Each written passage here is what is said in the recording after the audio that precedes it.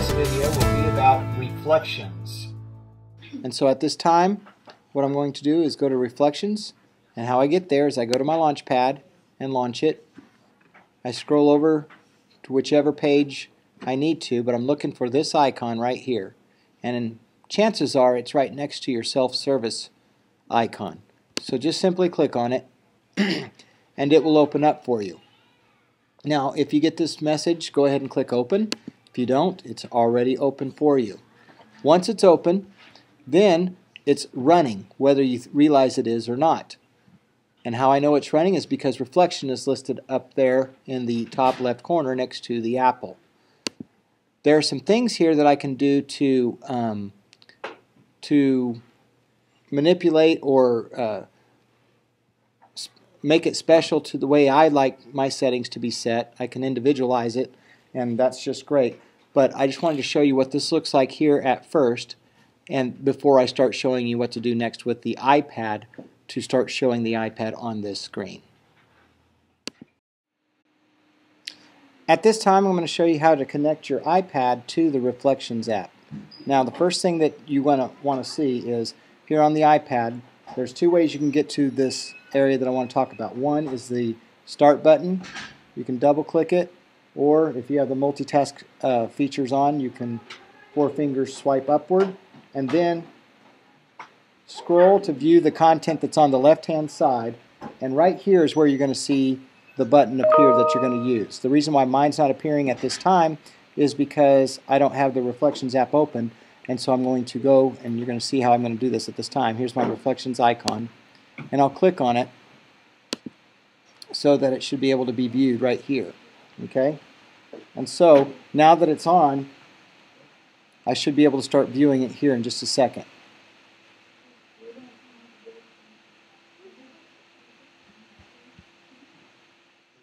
Now that we have the iPad ready to go, I'm going to scroll over here, or the MacBook Air now has the thing ready. But right here, there's a 4th button that appears.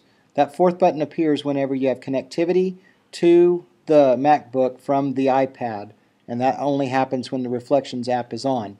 So what you're going to do is you're going to click on that, and then you're going to look for the device that you want to attach yourself to. Some of the teachers have their names already on it. Mine's just called MBA 6626 right now. So I click on it and it opens up here. Now from this point on, the rest of this lesson I'm actually going to show you from your perspective, or from a better, I'm going to give you a clear shot by using the Reflections app to put my iPad on this video screen to record it at this time. Okay, so now we're going to talk a little bit about what you were looking at just a second ago. This right here was the menu I was speaking of. I have the MBA 6626, which is the name of my computer that I have selected, and I have mirroring turned on. Now, what's interesting about this is when you do first click on this and select it, the mirroring will be selected to off, and you no longer can see it because I turned it off. And so that's what will happen, is that once you first click on and select the MBA 6626 or whatever you named your computer, and if that mirroring is turned off, this is what you'll see right here. But if the Reflection app is still open and that little blue box with the triangle on it is still open on your iPad, then you are connected right now, but you are just not in mirroring mode. When in this mode, what it enables you to do, there's a few things that it does. One is if you're playing videos, it will play a video. Another thing that it will do is show certain pictures as well. But for the best results, the best thing to do is mirror that. So just go back to your iPad and click on mirroring, and it brings this back up again. So all I had just a minute ago on my iPad is this was turned off, and that's what caused, but I was still connected here, but that's what caused you to see the background. I could still see all the things on my iPad. Okay. All right, so mirror is the mode that you want to keep it in. Just remember that you might have to go back and click mirror. All right, now that we're here, I want to talk to you a little bit about some of the things that you can do with it. First, you notice that no matter which position I hold it in, it puts itself in the proper ratio just for that.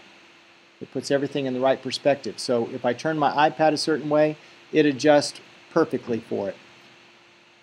Now I'm going to click out of this so you can see the reflection menu for a second. And I want to talk a little bit about some of the menu items that you see here. Okay. So under Device, there's what's called Enter Full Screen Mode. That's what toggles back and forth between what you see here and here.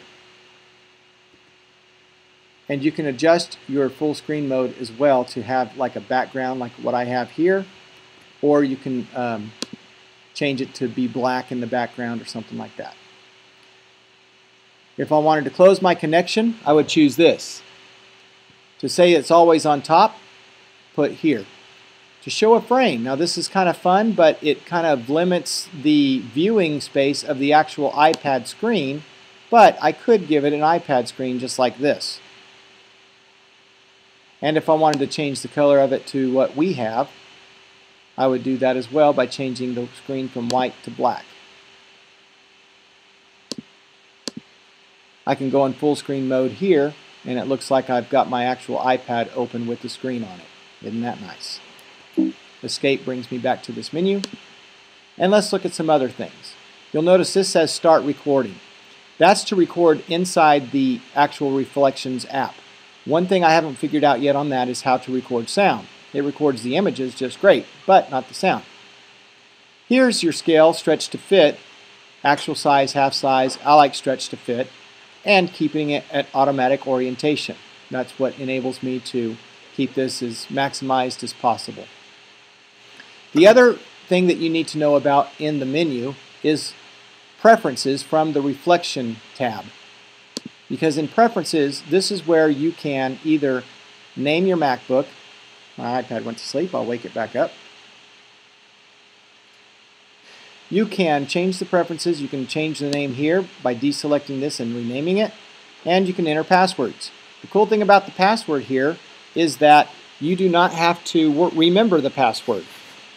All you have to do is type in the password you want to use for that day and tell the students that's the password that you're going to be using so that they can log into your screen. That's all that's about. And by the way, they have no access to your computer. The only thing that they're accessing is their right to show their iPad on your computer screen, and that is it. This does not give them the ability to go into your computer at all. I had someone ask me that, so I thought I'd answer that and ease your mind on that.